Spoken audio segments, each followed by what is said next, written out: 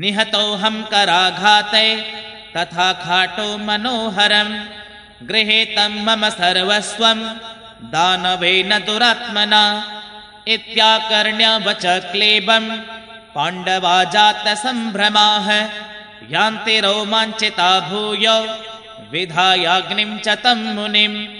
विमुच्य द्रौपदीं तत्र मुनेः पार्श्वे महात्मनः ततो दूरतरं प्राप्ताः संरम्भाते च पाण्डवाः ततो युधिष्ठिरोऽवोचत् किं च नो नात्र दृश्यते कृष्णसंरक्षणार्थाय व्रजभ्यावृत्य चार्जुन ततोऽर्जुनो विनिष्क्रान्तो बन्धुवाक्यप्रणोदितः ततो युधिष्ठिरो राजा सत्यां वाचमकल्पयत् निरीक्ष्य मण्डलं भानौ तदा सुगहने वने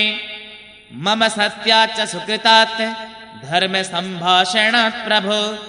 तथ्यं शंसस्तु त्रिदशा मम संशयभाजिनः ततुम्बरे भवद्वाणी तदा भूपाशरेरिणी दानवोऽयं महाराज मुनिस्थूलशिरस्थितः नासावुपद्रुतः केन मायैसास्य दुरात्मनः ततो भीमकराघातैर्नश्यमानं हि दानवं संरम्भात् कुपितोऽत्यर्थ मौलिदेशे जघानतं सोऽपि रूपं निजं प्राप्य रौद्रं भीममताडयत् तत्र युद्धं प्रववृत्ते दारुणं भीमदैत्ययो कष्टाद्भवञ्च भीमोऽपि तस्य स्थूलं शिरो वने अर्जुनोऽपि समायातो नैव पश्यति तं मुनिं तथा च द्रौपदीं भूय साध्वीं कान्ता च वल्लभां ततो वृक्षं समारुह्य यावत् पश्यते चार्जुनः तावद् विधाय तां स्कन्धे शीघ्रं धावति दानवः संहृता याति दुष्टेन रुदति कुररी यथा कुर्वते भीम भीमेति धर्मपुत्रेति वादिनी तां दृष्ट्वा सा ययो वीरा शब्दे सन्नादयन् दिशः पादन्यासोरुवेगेन प्रभग्नापादपाभृशं ततो दैत्योऽपि तां तन्वीं विहाय सुपलायितः तथापि चार्जुनो तस्य कोपान्मुञ्चति नाश्रितं पतितो मेदिनी पृष्ठे तावदेव चतुर्भुजा पीते च वाससे बिभ्रत् शङ्खचक्रायुधानि च ततः स विस्मयाक्रान्तो नत्वा पार्थो वचोऽभवत् अर्जुन उवाच कथं कृतेशा भगव त्वया मयात्र वैष्णवे मयाप्यपकृतं नाथ तत्क्षमस्व नमोऽस्तु ते नूनमज्ञानभावेन कर्मेत्तद्दारुणं मया तक्षन्तव्यं जगन्नाथ चैतन्यं मानवे कुतः चतुर्भुज उवाच नोऽहं कृष्णो महाबाहो बहुरोमास्मि दानवः उपयातो हरिर्देहं पूर्वकर्म प्रभावतः अर्जुन उवाच नाहं कृष्णो महाबाहो बहुरोमास्मि दानवः उपयातो हरिर्देहं पूर्वकर्म प्रभावतः अर्जुन उवाच बहुरोमन् पूर्वजातिं कर्म मे शंस तत्त्वतः केन कर्म विपाकेन विष्णु स्वारूप्यमाप्तवान् चतुर्भुज उवाच शृण्वर्जुन महाभाग सहितो भ्रातृभिर्मम चरितं चित्रमत्यर्थं शृण्वतां मुदवर्धनम् अहमासं पुरा राजा सोमवंशसमुद्भवः जयध्वज इति ख्यातो नारायणपरायणः विष्णुर्देवालये नित्यं सम्मार्जनपरायणः उपलेपरतश्चैव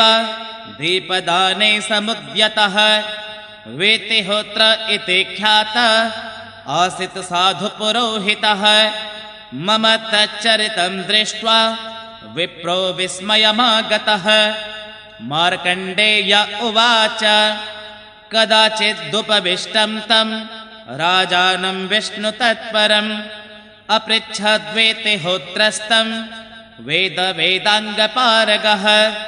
राजन् परमधर्मज्ञ हरिभक्तिपरायण विष्णुभक्तिमतां पुंसां श्रेष्ठोऽसि पुरुषर्षभ सम्मार्जनपरो नित्यम् उपलेपरतस्तथा तन्मे वद महाभाग त्वया किं विदितं फलम् कर्माण्यानि सन्त्यैव विष्णुप्रियतराणि वै तथापि त्वं महाभाग एतयो सततोद्यतः सर्वात्मना महापुण्यं जनेश विदितं तव तद्ब्रूहि यद्य गुह्यं च प्रीतिर्मयितमस्ति चेत् जयध्वज उवाच शृणुष्व विप्रशार्दूल ममैव चरितं पुरा जातिस्मरत्वाज्जानामि श्रोतॄणां विस्मयावहम् पूर्वजन्मनि विप्रेन्द्र रैवतो नाम वाडवः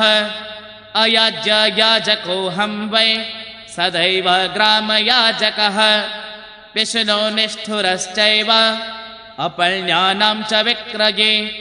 निषिद्धकर्माचरणात् परित्यक्तः स्वबन्धुभिः महापापरतो नित्यं ब्रह्मद्वेषरतस्तथा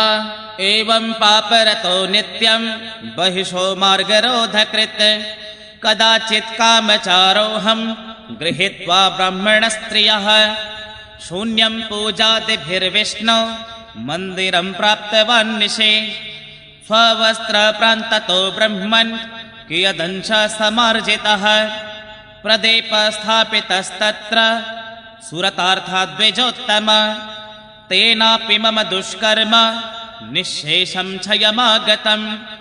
एवं स्थितं विष्णुगृहे मया भोगेच्छया द्विज तदैव दीपकं दृष्ट्वा आगता पुरपालकाः चौर्यार्थं परदूतोऽयम् इत्युक्त्वा मामपातयन् खड्गेन तीक्ष्णधारेण शिरश्छित्त्वा च ते गताः दिव्यं विमानमारुह्य प्रबुधा स समन्वितं गन्धर्वैर्गेयमानोऽहं स्वर्गलोकं तदा गतः चतुर्भुज उवाच तत्र स्थित्वा ब्रह्मकल्पं शतं साग्रं द्विजोत्तमाः दिव्यभोगसमायुक्तो दिव्यरूपसमन्वितः जातोऽहं पुण्ययोगाद्धि सोमवंशसमुद्भवः जयध्वज इति ख्यातो राजा राजीवलोचनः तत्रापि कालवशतो मृतः स्वर्गमवाप्तवान् इन्द्रलोकमनुप्राप्य रुद्रलोकं ततो गतः रुद्रलोकात् ब्रह्मलोकं गच्छता नारदो मुनिः दृष्टश्च नमितो चैव गर्वान्मे हसितश्च सः कुपितश्शप्तवान् मांसा राक्षसो भव भूपते इति शापं समाकर्ण्य दत्तं तेन द्विजन्मना प्रसादितो मया भूप प्रासादं कृतवान् मुनिः यदा रेवामठे राजन् धर्मपुत्रस्य धीमतः भार्यापहारं नयता शापमोक्षो भविष्यति सोऽहमर्जुन भूपाल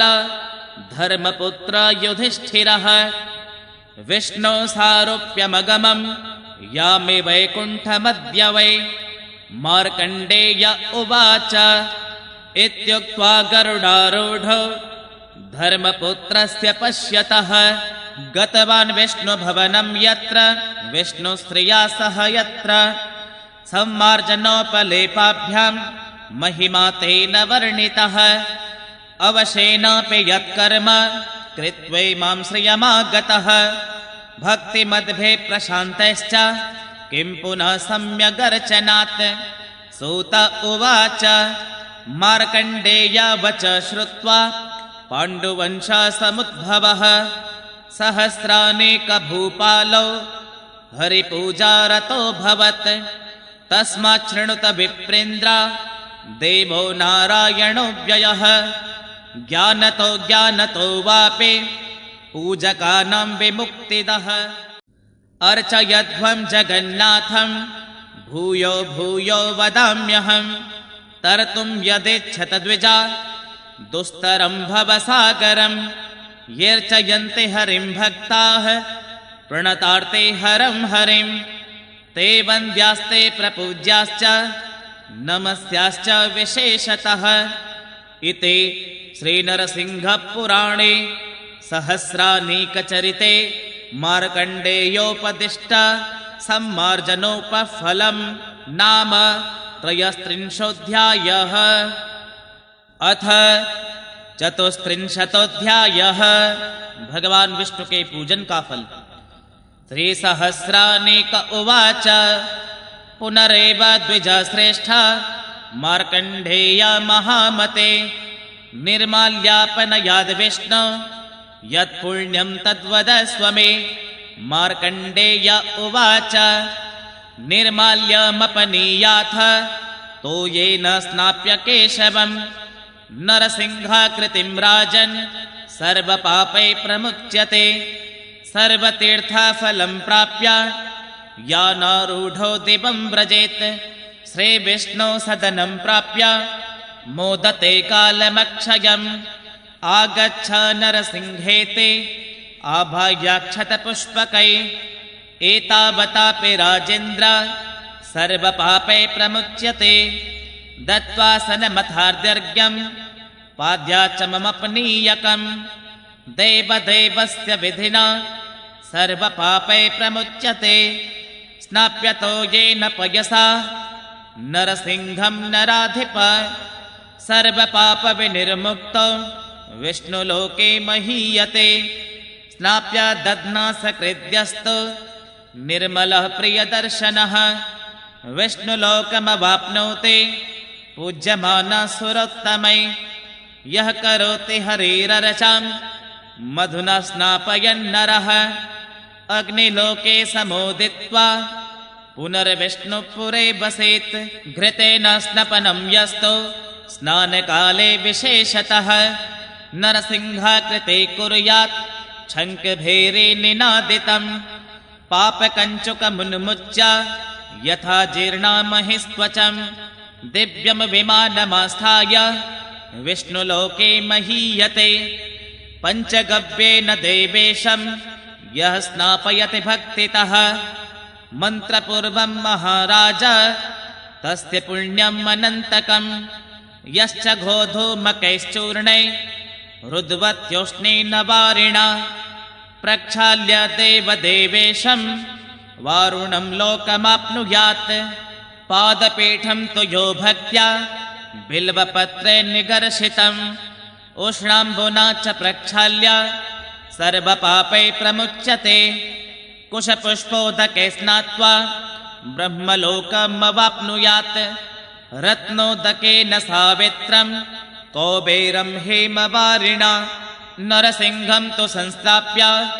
कर्पूरा गुरुवारिणा। इन्द्रलोके समेदित्वा पश्चाद् विष्णुपुरे वसेत्। पुण्योदकेन गोविन्द स्नाप्य भक्त्या नरोत्तम। सावित्रं लोकमासाद्य विष्णुलोके महीयते। वस्त्राभ्यामर्चनं भक्त्या परिधाप्य हरिं हरेः। सोमलोके रमित्वा च विष्णुलोके महीयते। कुङ्कुमा गुरुश्रीखण्ड कर्दमेरच्युताकृतिम् आलिप्य भक्त्या राजेन्द्र कल्पकोटिं वसेद्दिवे। मल्लिकामालती जाते केतक्य शोकचम्पकै। पुङ्गनागनागबकुलै पद्मैरुत्पलजातिभिः। तुलसीकरवीरैश्च पालाशैः एतैरन्यैश्च कुसुमै प्रशस्तैरच्युतं नरः। अर्चयेत् दश सुवर्णस्य प्रत्येकं फलमाप्नुयात्। मालां कृत्वा यथा लाभ मे तेषां विष्णुमर्चयेत्। कल्पकोटिसहस्राणि कल्पकोटिशतानि च दिव्यं विमानमास्थाय विष्णुलोके समोदते। नरसिंहं तु यो भक्त्या बिल्वपत्रैरखण्डितै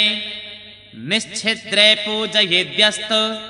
तुलसीभिः समन्वितं सर्वपापविनिर्मुक्ता सर्वभूषणभूषितः काञ्चनेन विमानेन विष्णुलोके महीयते माहिषाख्यं गुग्गुलं च आज्ययुक्तं ससर्ककं धूपं ददाति राजेन्द्र नरसिंहस्य भक्तिमान् धूपिते सर्वदिग्भ्यस्तु सर्वपापविवर्जितः अप्सरो गणसङ्कीर्ण विमानेन विराजते वायुलोके समोदित्वा पश्चाद् विष्णुपुरं व्रजेत् घृतेन वाथ तैलेन दीपं प्रज्वालयेन्नरः विष्णवे विधिवद्भक्त्या तस्य पुण्यफलं शृणु विहाय पापकलिलं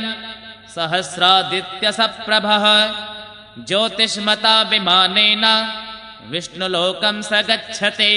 हविः शाल्योदनं विद्वान् आज्ययुक्तं सशर्ककं निवेद्य नरसिंहाय यावकम्पायसं तथा समास्तन्दुलसङ्ख्याय यावतिस्तावति नृपः विष्णुलोके महाभोगान् भुञ्जन्नास्ति स वैष्णवः बलिना वैष्णवेनाथ तृप्ता सन्तो दिवौकसः शान्तिं तस्य प्रयच्छन्ति श्रियमारोग्यमेव च प्रदक्षिणेन चैकेन देवदेवस्य भक्तितः कृतेन यत्फलं नृणां तच्छृणुस्व नृपात्मज पृथ्वी प्रदक्षिणफलं प्राप्य विष्णुपुरे वसेत् नमस्कारः कृतो येन भक्त्या वै माधवस्य च धर्मार्थकाममोक्षाख्यं फलं तेनाप्तमञ्जसा स्तोत्रजपश्च देवाग्रे यः स्तौते मधुसूदनं सर्वपापविनिर्मुक्तो विष्णुलोके महीयते गीतवाद्यादिकं नाट्यं शङ्खतुर्यादिनिस्वनै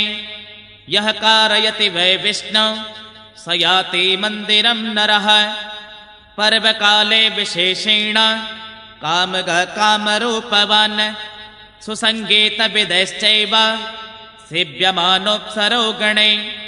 महार्हमणिचित्रेण विमानेन विराजता स्वर्गास्वर्गमनुप्राप्य विष्णुलोके महीयते ध्वजं तु विष्णवे यस्तु गरुडेन समन्वितं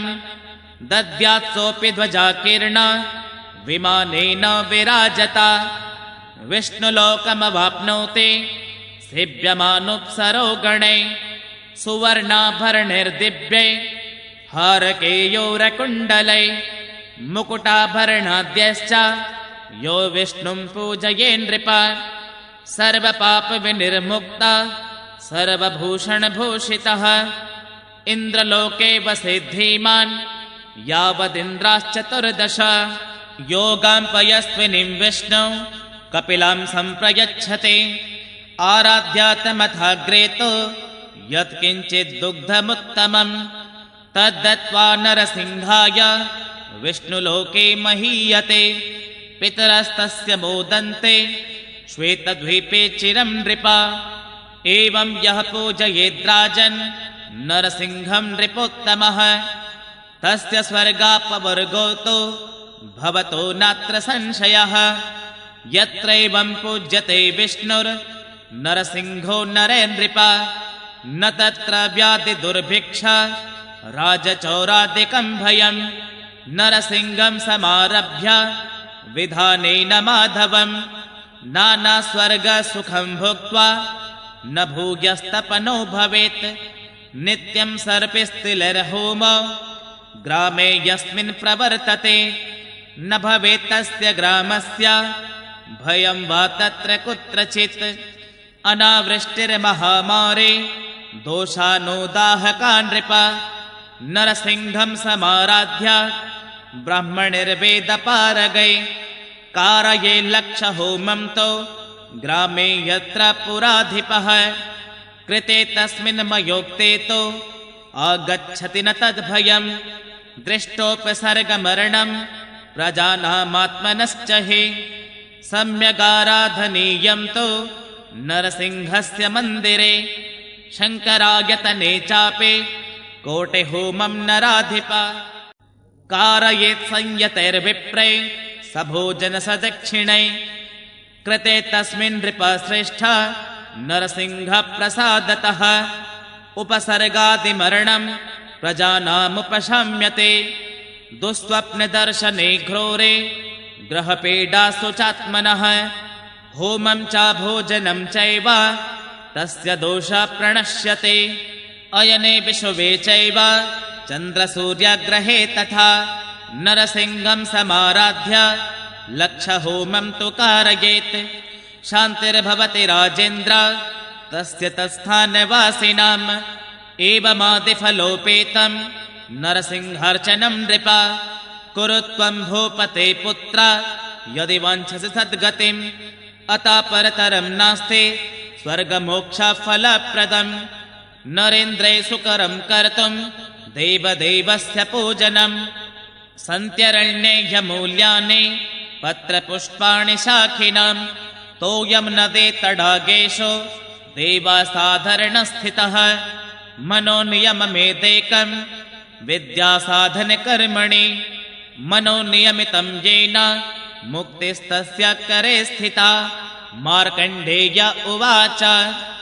इत्येवमुक्तं भृगुचोदितेन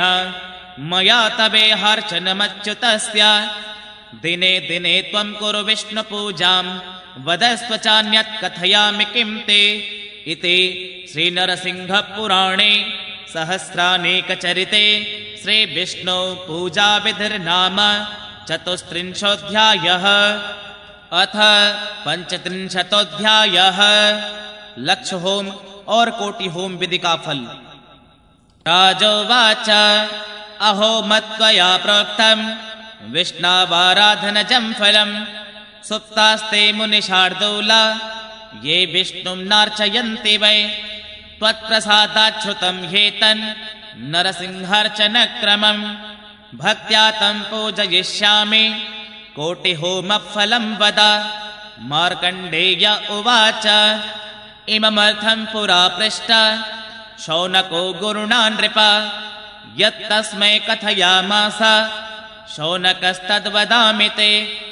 शौनकं तु सुखासीनं पर्यपृच्छद् बृहस्पतिः। बृहस्पतिरुवाच लक्षहोमस्य या भूमिः कोटिहोमस्य मा शुभा तां मे कथय विप्रेन्द होमस्य चरिते विधिम्। मार्कण्डेय उवाच इत्युक्तो गुरुणा सोऽथ लक्षहोमादिकं विधिम् शौनको वक्तुमारेभे यथा वनृपसत्तमा। शौनक उवाच प्रवक्ष्यामि यथावत्ते शृणु देव पुरोहिता। लक्षहोम महाभूमिं तद्विशुद्धिं विशेषतः यज्ञकर्मणि शस्ताय भूमिर्लक्षणमुत्तमम् सुसंस्कृतां समां स्निग्धां पूर्वपूर्वं मथोत्तमम् उर्मात्रं खनित्वा च शोधयेतां विशेषतः बहिरच्छत्तया तत्र मृदाच्छाद्य प्रलेपयेत्। प्रमाणं बाहुमात्रं तु सर्वतः कुण्डलक्षणं चतुरस्तं चतुष्कोणं तुल्यसूत्रेण कारयेत्।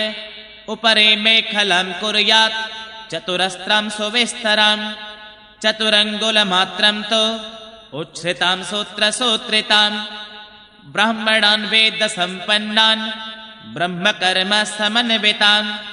आमन्त्रयेत् यथा न्यायं यजमानो विशेषतः।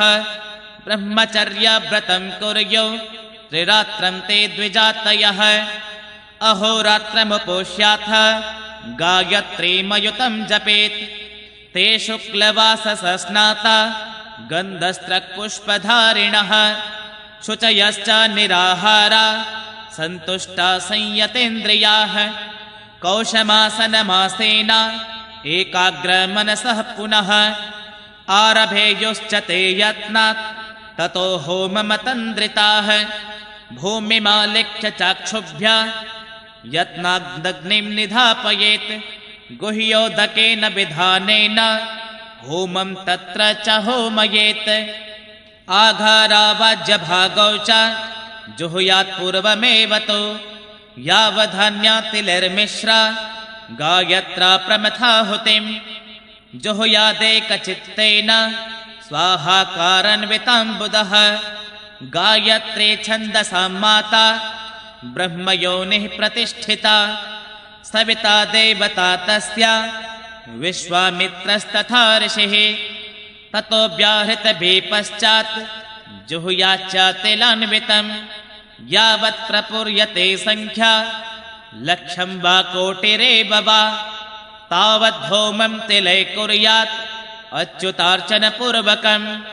दीनानाथ जनेभ्यस्तु यजमानः प्रयत्नतः तावच्च भोजनं दद्यात् यावद्धोमं समाचरेत् समाप्ते दक्षिणां दद्यात् ऋत्विग्भ्यः श्रद्धयान्वितः यथार्हता न लोभेन ततः शान्त्युदकेन च प्रोक्षयेत् ग्राममध्ये तु व्याधितास्तु विशेषतः एवं कृते तु होमस्य पुरस्य नगरस्य च राष्ट्रस्य च महाभाग राज्ञो जनपदस्य च सर्वबाधा प्रशमने शान्तिर्भवति सर्वदा मार्कण्डेय उवाच इत्येतच्छौनक प्रोक्तं कथितं नृपनन्दन लक्षहोमादिकविधिं कार्यं राष्ट्रे सुशान्तिदं ग्रामे गृहे वा पुरबाह्यदेशे द्विजैरयं यत्नकृतः पुरोवधे तत्रापि शान्तिर्भविता नराणां गवां च भृत्ये सह भूपतेश्च इति श्रीनरसिंहपुराणे लक्षहोमविधिर्नाम 35 अथ 36 अवतार कथा का उपक्रम। मार्कण्डेय उवाच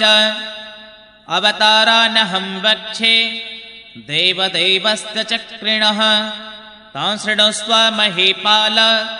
पवित्रान् पापनाशनान् यथा मत्स्येन रूपेण दत्ता वेदा स्वयंभुवे मधुकैटभो च निधनं प्रापितौ च महात्मना यथा कौर्मेण रूपेण विष्णुना मन्दरोद्धृतः तथा पृथ्वी धृता राजन् वाराहेण महात्मना तेनैव निधनं प्राप्तो यथा राजन् महाबलः हिरण्याक्षो महावीर्य दितिपुत्रो महातनुः यथा हिरण्यकशिपो त्रिदशानामरे पुरा नरसिंहेन देवेन प्रापितो निधनं नृप यथा बद्धो बले पूर्वं वामनेन महात्मना इन्द्रस्त्रिभुवनाध्यक्ष कृतस्तेन नृपात्मजा रामेण भूत्वा च यथा विष्णुना रावणो हतः सगणाश्चाद्भुता राजन् राक्षसा देवकण्टकाः यथा परशुरामेण छत्रमुत्सादितं पुरा बलभद्रेण रामेण यथा दैत्या पुरा हतः यथा कृष्णेन कंसाद्या हता दैत्यासुरद्विषः कलौ प्राप्ते यथा बुद्धो भवेन्नारायण प्रभुः कल्के रूपं समास्थाय यथा म्लेच्छा निपातिताः समाप्ते तु कलो भूय तथा ते कथयाम्यहम् हरेरनन्तस्य पराक्रमं य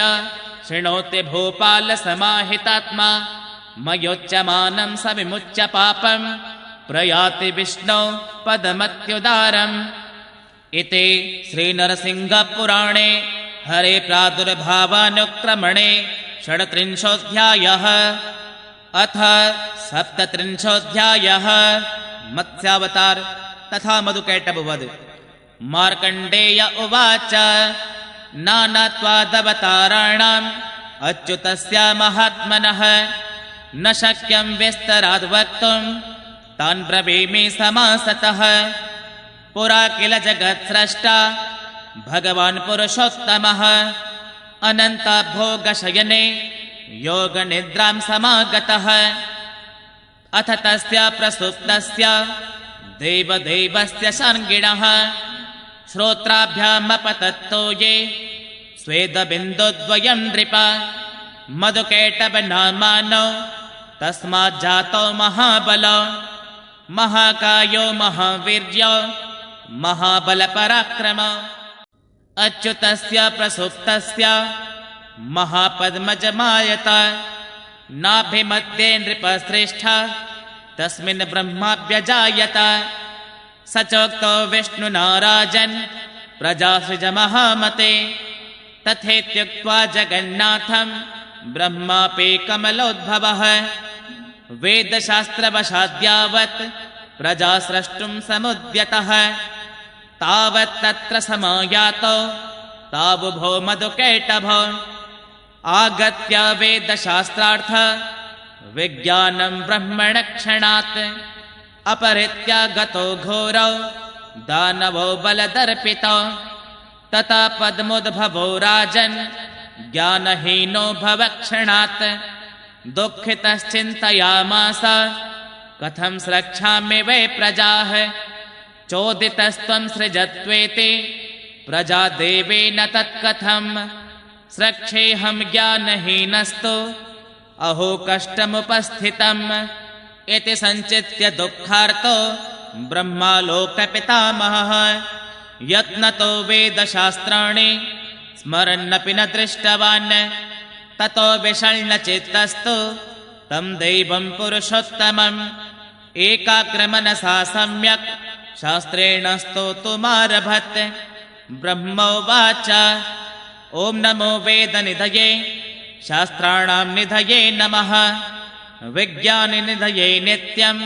कर्मणां निधये नमः विद्याधाराय देवाय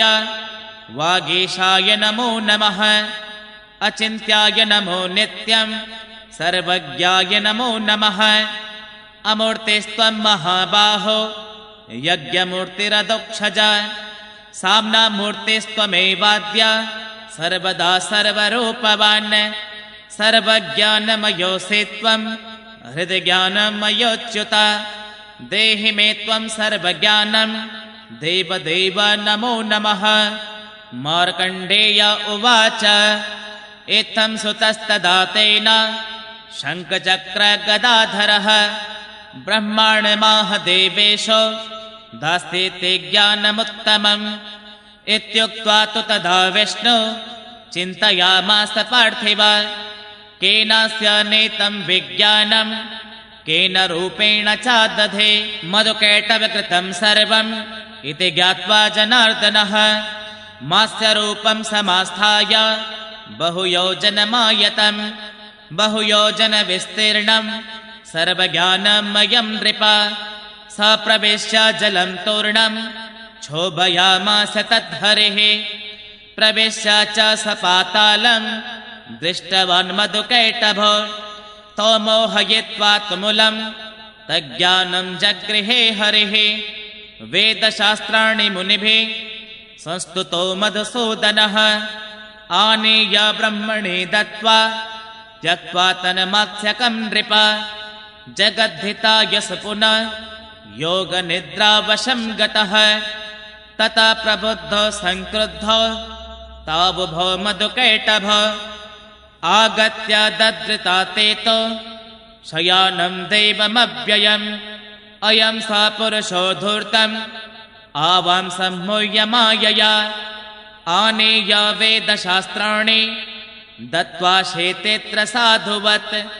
इत्युक्त्वा तौ महाघोरौ दानवो मधुकैटभो बोधयामास तुस्तूर्णं शयानं केशवं नृप युद्धार्थमागतावत्र त्वया सह महामते आवयोर्देहि सङ्ग्रामं युध्वस्तोत्थाय साम्प्रतम् इत्युक्तो भगवांस्ताभ्यां देवदेवो नृपोत्तमा तथेति चोक्त्वा तौ देव शाङ्गं सज्जमथाकरोत् जाघोषत्तलघोषेण शङ्खशब्देन माधवः खं दिश प्रदिशश्चैव पूरयामास लीलया तौ च राजन् महावीर्या जाघोषं चक्रतुस्तदा युयुधाते महाघोरौ हरिणा मधुकैटभौ कृष्णश्च युयुधेताभ्यां लीलया जगतापतिः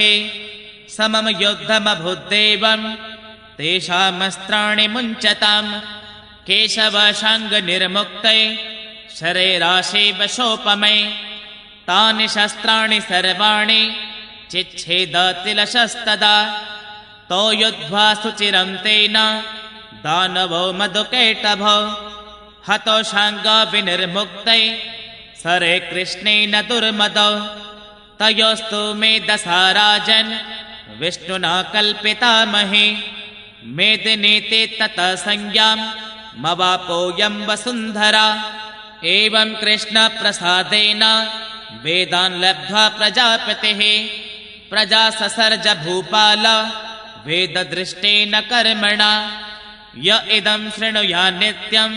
प्रादुर्भावं हरेन्नृप उषित्वा चन्द्रसदने वेदविद् ब्रह्मणो भवेत् मत्स्यं वपुस्तन्महदद्रितुल्यं विद्यामयं लोकहिताय विष्णुः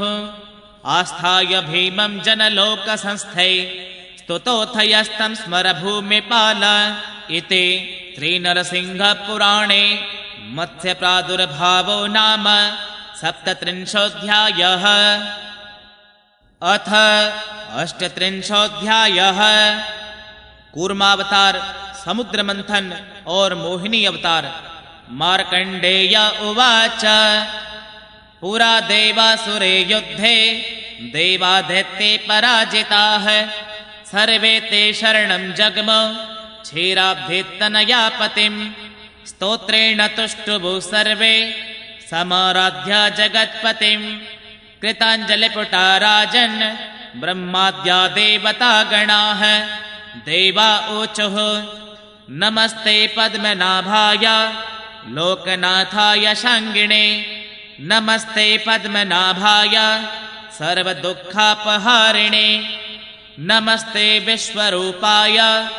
सर्वदेवमयाय च मधुकैटभविनाशाय केशवाय नमो नमः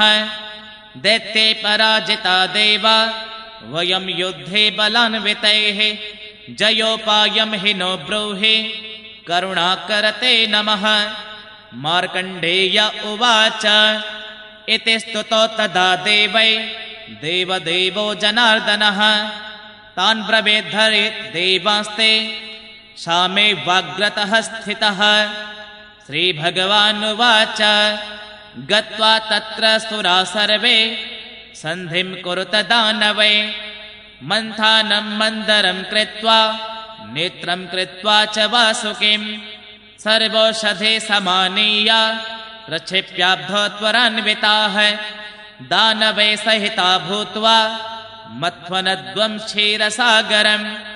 अहं च तत्र साहाय्यं करिष्यामि दिवोकसः भविष्यत्यमृतं तत्र तत्पानाद् बलवत्तराः भविष्यन्ते क्षणा देवा अमृतस्य प्रभावतः योऽयं सर्वे महाभागा तेजस्थारणविक्रमाः इन्द्राद्यास्तो महोत्साहात् लब्ध्वामृतमुत्तमम् ततो हि दानवान् जेतुं समर्था नात्र संशयः इत्युक्त्वा देवदेवेन देवा सर्वे जगत्पतिं प्रणम्यागत्य निलयं सन्धिं कृत्वाथ दानवै क्षीराब्धिर्मथने सर्वे चक्रुरद्योगमुत्तमम् बलिना चोद्धृतो राजन् मन्दराख्यो महागिरिः क्षीराब्दोक्षेपितश्चैव तेनैकेन नृपोत्तम सर्वौषधीश्च प्रक्षिप्य देवदैत्ये पयोनिधौ वासुकिश्चागतस्तत्र राजन्नारायणाज्ञया सर्वदेवहितार्थाय विष्णुश्च स्वयमागतः तत्र विष्णुं समासाद्य ततः सर्वे सुरासुराः सर्वे ते मैत्रभावेन क्षीराब्धिस्तमाश्रिताः मन्थानं मन्दरं कृत्वा नेत्रं कृत्वाथ वासुकिं ततो मथितुमारब्धं नृपते तरसामृतं विष्णुना मुखभागे तो योजिता दानवस्तदा देवता पुच्छभागे तो मथनाय नियोजिताः एवं च मथना तत्र मन्दरोऽथ प्रविश्य च आधारेण विना राजन् तं दृष्ट्वा सहसा हरिः सर्वलोकहितार्थाय कूर्मरूपमधारयत् आत्मानं सम्प्रवेश्याथ मन्दरस्य गिरेरदः प्रवेश्य धृतवान् शैलं मन्दरं मधुसूदनः उपर्याक्रान्तवान् शैलं पृथग्रूपेण केशवः चकर्ष नागराजं च देवैः सार्धं जनार्दनः ततस्ते त्वरया युक्ता ममन्तु क्षीरसागरं यावच्छक्त्या नृपश्रेष्ठ बलवन्तः सुरासुराः मथ्यमाना ततस्तस्मात् क्षीराब्दे भवन् नृपः कालकूटमिति ख्यातं विषमन्त्यत्तदुस्तहं तं नागजगृहुः सर्वे तच्छेषं शङ्करो गृहीत् नारायणाज्ञया तेन नीलकण्ठं त्वमाप्तवान् ऐरावतश्च नागेन्द्रो हरिश्चोच्चैस्रवा पुनः द्वितीयावर्तनाद्राजन् नुत्पन्नविति न श्रुतम् तृतीयावर्तनाद्राजन् अप्सराश्च सुशोभना चतुर्थात् परिजातश्च उत्पन्ना स महाद्रुमः पञ्चमध्ये हिमांशुस्तु प्रोत्थितः क्षीरसागरात् तं भव शिरसा धत्ते नारीवत्स्वस्तिकं नृप नानाविधानि दिव्यानि रत्नान्याभरणानि च क्षीरोद्धतेरुत्थिताश्च गन्धर्वाश्च सहस्रशः एतान् दृष्ट्वा तथोत्पन्नान् नत्याश्चर्यसमन्वितान् अभवञ्जात हर्षास्ते तत्र सर्वे सुरासुराः देवपक्षे ततो मेघा स्वल्पं वर्षन्ति संस्थिताः कृष्णाज्ञया च वायुश्च सुखं वाते सुरान् प्रति विषनिःश्वासवातेन वासुकेश्चापरे हताः निजस्तेजसो भवन् दैत्या निर्व्याश्च महामते ततः श्रीरुत्थिता तस्मात् क्षीरोदाधृत्य पङ्कजा विभ्राजमाना राजेन्द्र दिशा सर्वा स्वतेजसा ततस्तीर्थोदगे स्नाता दिव्यवस्त्रैरलङ्कृता दिव्यगन्धानुलिप्ताङ्गे सुमनोभिः सुभूषणै देवपक्षं समासाद्य स्थित्वा क्षणमरिन्दमा हरिवक्षस्थलं प्राप्ता ततः स कमलालया ततो मृतघटं पूर्णं दुग्ध्वा तु पयसो निधेः धन्वन्तरे समुत्तस्थो तथा प्रीता सुना नृप दैत्याश्रया परित्यक्ता दुःखितास्ते भवन् नृप नीत्वा मृतघटं पूर्णं ते च जग्मुर यथा सुखं ततस्त्रीरूपमकरोत् विष्णुर्देवहिताय वै आत्मानं नृपशार्दूल सर्वलक्षणसंयुतं ततो जगाम भगवान् स्त्रीरूपेणासुरान् प्रति दिव्यरूपं तु तां दृष्ट्वा मोहितास्ते सुरद्विषः सुधापूर्णघटं ते तो मोहे संस्थाप्य सत्तमा कामेन पीडितार्हासा न सुरास्तत्र तत्क्षणात् मोहयित्वा तु तानेव मसुरानवनेपते अमृतं तो समादाय देवेभ्यः प्रददौ हरिः तत्पेत्वा तो ततो देवा देवदेव प्रसादतः बलवन्तो महावीर्या रणे जग्मुस्ततो सुरान् जित्वा रणे सुरान् देव्या स्वानि राज्यानि चक्रिरे एतत्ते कथितं राजन् प्रादुर्भावो हरेरयम् कूर्माख्य पुण्यदो नृणां शृण्वतां पाठतामपि आविष्कृतं कौर्ममनन्तवर्चसं नारायणेनाद्भुतकर्मकारिणा दिवोकसानं तु हिताय केवलं रूपं परं पावनमेव कीर्तितम् इति श्रीनरसिंहपुराणे कूर्मप्रादुर्भावो नाम 38 अथ 39तमोऽध्यायः। वाराह अवतार हिरण्याक्षवद्। मार्कण्डेय उवाच अतः परं हरे पुण्यं प्रादुर्भावं नराधिप वाराहं ते प्रवक्ष्यामि समाहितमनः शृणु। अवान्तरलये प्राप्ते ब्रह्मणस्तुतिनक्षये त्रैलोक्यमखिलं व्याप्य तिष्ठन्त्यं हंसि सत्तम त्रैलोक्येऽखिलसत्त्वानि यानि राजेन्द्रतानि वै ग्रस्त्वा विष्णुस्ततः शेते तस्मिन्ने कर्णवे जले अनन्तभोगशयने सहस्राफणशोभिते रात्रिं युगसहस्रान्तां ब्रह्मरूपे जगत्पतिः दिते पुत्रो महानासीत् कश्यपादिति न श्रुतम् हिरण्याक्ष इति ख्यातो महाबलपराक्रमः पाताले निवसन् दैत्यो देवानुपरुरोदसः यज्विनामपकाराय यतते सा तु भूतले अत भूम्युपरि स्थित्वा मर्त्या यक्षन्ति देवताः तेन तेषां बलं वीर्य तेजश्चापि भविष्यति इति मत्वा हिरण्याक्ष कृते सर्गे तु ब्रह्मणाः भूमिर्याधारणशक्ति तां नीत्वा स महासुरः विवेशतो यमध्ये तु रसातलतलं नृपः विना शक्या च जगति प्रविवेश रसातलं निद्रावसाने सर्वात्मा क्व स्थिता मेदिनीति वै सञ्चित्य ज्ञात्वा योगेन रसातलतलं गताम् अथ वेदमयं रूपं वाराहं वपुरा स्थितं वेदपादं यूपदंष्ट्रं चेतिवक्त्रं नराधिपः व्यूढौरस्कं महाबाहुं पृथुवक्त्रं नराधिप अग्निजिह्वं सृचं तुण्डं चन्द्रार्कनयनं महत्